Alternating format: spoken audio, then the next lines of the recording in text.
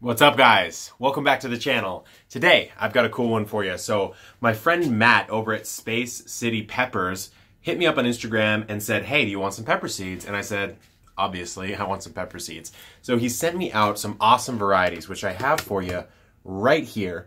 And what we're gonna do today is we're gonna talk about starting pepper seeds. We're going to go over these 7 rad, awesome varieties of peppers.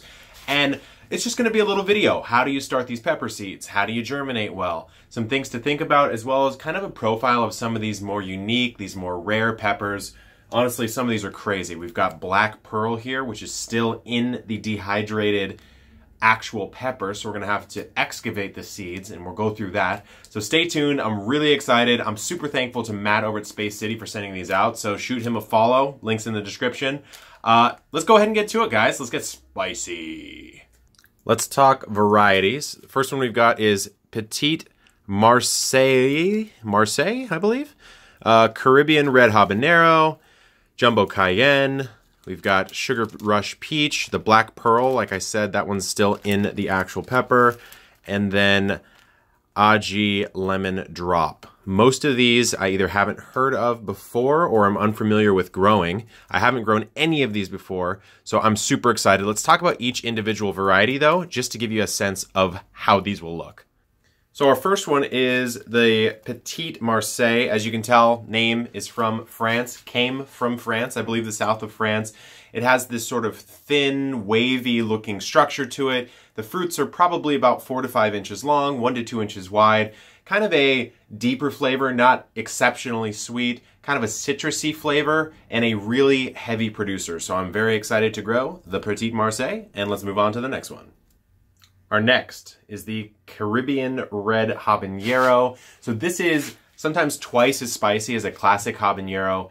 Heavy producer, 2-inch fruits, a deep, bright red. And I found Scoville units ranging from 300,000 to 450,000. And then I also found this funny little spiciness meter called the jalapeno reference point. And you know, I'm not an obsessive pepper grower, so many of you who grow peppers probably already know about this, but it's basically just measuring how much hotter a pepper is than the standard jalapeno, sort of like the US dollar is the base currency, the jalapeno is the base spiciness. So I found that the Caribbean Red habanero is anywhere from 35 to 178 times spicier than a jalapeno. So I'm excited to grow it. I'm scared to eat it, but we'll see how it goes, and let's go on to our next pepper. Next we have our Jumbo Cayenne. Not too much to say on this one. It's like a standard Cayenne. It's just a little bit bigger, has all the same sort of qualities and growing conditions as a normal Cayenne. And so this one may be one of the more basic ones that we'll try out, but still excited to grow it because I want to see some jumbo peppers, guys. Let's move on to the next one. Next, we've got our Aji Lemon Drops. This hails from Peru, where it's often used in spices. It's an 100-day pepper, and it has this sort of conical 2 to 3 inch fruit, thin walls on that fruit, and a really crisp, clean, bright yellow color, hence the name Lemon Drop. Probably the drop because of the way it looks. And flavor-wise, it's citrusy. It's not a very complex flavor, and it's got some heat to it. So this one is probably up in my top favorites of ones that I'm really excited to grow because I really like ornamental, unique looking peppers that also taste well and can be used in the kitchen. So Aji Lemon Drop, let's move on to our next pepper.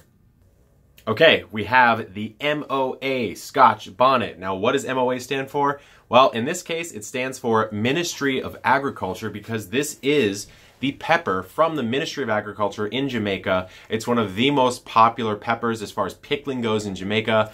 It is kind of reminiscent of like a patty pan squash in its shape. It's not very long and droopy. Kind of has these frills and then a little bottom section. Really nice taste. Super excited to grow this one. It's very cool to grow one that's coming straight from a Ministry of Agriculture of a different country. So I am amped about this one. All right, let's move on to our next one, Sugar Rush Peach. Like I said, we have our Sugar Rush Peach. This one's pretty interesting. It was bred by this guy, Chris Fowler, in Wales. It was basically a happy accident. So it was an open pollinated seed. And what happened is there was a bunch of crossing going on with some of his aji varieties, and this is what came out. And so the Sugar Rush Peach, apparently I've yet to taste it myself, but doing my research, what's going on is the flavor in the actual pepper flesh is very sweet, very tropical, and then once the seeds are integrated, so if you eat it with the seeds, you get a nice deep smokiness. So you have this like nice sweet and smoky contrast, and then as evidenced by the name, we have this sort of nice peach color. Very excited to grow this one. Always happy to grow and support people who are growing their own varieties, breeding their own varieties. So I am very excited about this, but we are left with one final pepper, the one I'm the most excited to grow. Our final pepper sent over by Matt of Space City is the Black Pearl. Named that probably because of how it looks. It has a deep black foliage, deep black color to the peppers until they become ripe, which they will turn red. But it's just an amazing looking plant. Probably, just ornamentally speaking, from strictly aesthetics, one of the coolest looking peppers I've seen besides the Chinese 5-color pepper, which I've grown in the past, which still takes my top spot as far as ornamental peppers. Both technically edible. You can eat this. You can eat the Chinese 5-color pepper. Chinese 5-color pepper, though, in my opinion, not the most complex, interesting flavor. Very spicy. But just looks like a Willy Wonka plant. But enough about the Chinese 5-color. What we were sent out here is the actual dehydrated pepper, so I need to cut in and grab the seeds, but you can see that deep black color, and we'll get a better look once we go into the seed section. So that's it for the peppers that we have. Let's go ahead and start germinating and planting these and talking a little bit about that process with these guys right here. All right, we're in the germination station over here, and as you can see, organization is key. Wow, I'm like a rapper right now. So what I've got going on here are some wooden plant stakes with names, varieties, and dates, because if I don't do this right now, chances are high that I might forget to do it, or I might forget which one I planted, and that's no good, because although I might be able to tell once that plant actually grows to maturity, I want to know which are which when I'm germinating. So that's basic germination organization stuff. Now let's talk about soil mix and some strategies for pepper germination. So what you should do is basically look for like a light, fluffy mixture. I have a video with my friend Stephen Cornett, which you can see about seed starting mixes. Generally speaking, you want to do something like perlite, peat moss, or coconut coir plus some compost. You want to screen it so it's nice and fluffy. There's not any big chunks in there. And then you can do all sorts of extra sort of choose your own adventure modifications, like watering in with worm tea, maybe adding a microbial inoculant. Sometimes it's hard to speak. So you can do that, but generally speaking, as long as it's light, fluffy, not a lot of chunks in there, you're going to be in a good spot. As far as peppers go, about a quarter inch to slightly deeper is going to be okay. And then you want to make sure that these peppers don't get overly moist in the soil, because they can rot out pretty easily. At least in my experience, that's what I've noticed. So I would avoid doing that as well. They will need temperatures probably above 70 degrees Fahrenheit to germinate, which means that you're going to need something like a seedling heat mat or maybe a humidity dome. If you don't have those, you can order those. Obviously, you can get them in the link down below in the description, but you can also do something like just put it on your refrigerator or somewhere warm and just cover it with some plastic wrap, or, you know, there's a lot of DIY modifications as well. I just prefer the nice structure, the nice organization of having like a seedling heat mat and a humidity dome. That's what I use. So let's go ahead and start germinating these guys, or start planting them, and then we're also going to dig in to those black pearls and extract the seeds as well. First things first, let us get the seeds out of these black pearls. So I'm going to pop these out here, and we're going to grab our trusty little multi-tool and pop out the right one here, and then we're going to cut off the top. There we go. Boom, look at that. They're just pouring out. There's so many seeds in here. So we're going to have plenty of seeds to go around for these black pearls. Look at that. So many seeds. Then this is just one pepper off of the plant. So honestly, it feels like when you're growing peppers, there's almost no excuse not to save your own seeds, because if one pepper can contain this many seeds, and of course I know not all varieties contain this many seeds within them, but many contain quite a few, there's just no reason not to save your own pepper seeds. Sacrifice one pepper and save it for your garden instead of the kitchen. And then you've got pepper seeds for many, many years to come. And honestly, over time, they're going to be slowly more and more acclimated to your climate, to your growing region. because those are the peppers that are going to survive, and you're harvesting those seeds, saving those seeds. It's a lot like what my friend Bridget over at San Diego Seed Company does. She grows seeds and tries to adapt them to even specific microclimates within San Diego itself, which I find just so interesting.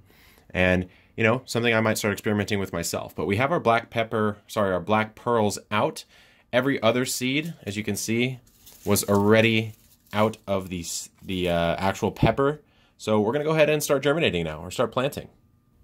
So I'm not going to go through planting every single one of these pepper seeds because honestly, it's kind of the same for all of them. But we'll do the black pearls right now. So I'm going to do 3 seeds per hole, and there's a specific reason why I do that, and you can go check out my video on that, which you'll see up in the upper right hand corner right now. And the short answer is just it guarantees germination, unless every single seed rots or something. You know, not all seeds have 100% germination rate, and so what you're trying to do is just maximize the chance. So I'm just putting them down about a 1/4 inch. We're going to cover them over, and then we'll move on. But before we do that, we've got to make sure our organization game is on point. So we'll take our black pearl label, place it right there, and move on to the next pepper. All right, my friends, I've got all my seeds planted. We can see, well organized, beautiful. We've got our seedling heat mat down below. I opt to put them in a 10 by 20 tray just to contain moisture a little bit. If I put them directly on the seedling heat mat, I find that the heating element in there just evaporates out the moisture in this soil too quickly, even with the dome on top. Plus, the edges of this dome fit perfectly over a 1020, so I just do it that way. Keep it simple, make sure I secure these, and because we don't want it to be too moist for our peppers, I will pop these vents just a bit and monitor the moisture levels accordingly. So germination can range for peppers, can be as early as a week, can be as long as 2+, really does depend on that variety. But generally speaking, in that 1 to 2 week range. And then we're just going to be growing these. We're going to be following along all these different varieties. And then you know what, maybe at the end of the season, once these start actually producing, we'll do videos on eating them. So I might do a taste test for all you guys and just suffer for you guys. And I might also be doing some cooking stuff as well as saving the seeds, and we can start that generation anew. So again, huge thank you over to Matt at Space City Peppers. Shoot him a follow if you like. If you want to see some pepper stuff, he's going to have some more stuff coming out. If you'd like to support the channel, you can always hit the subscribe button. You can always hit the like button. You can always leave me a comment. And then I've got some stuff down below for how to support in a more involved way. So if you want to donate to the Patreon, feel free. $1 a month. More than that, I would be feeling bad. So donate $1 a month to the channel if that's something that you want to see grow. You know, the more I can invest monetarily and time-wise into the channel, the more stuff you guys get. And one way to do that is the Patreon. Some other things will be coming up in the future too. So good luck in the future, guys. Keep growing, keep gardening. I'll see you on the next video, and let's get these spicy peppers in the ground pretty soon. All right, later, guys.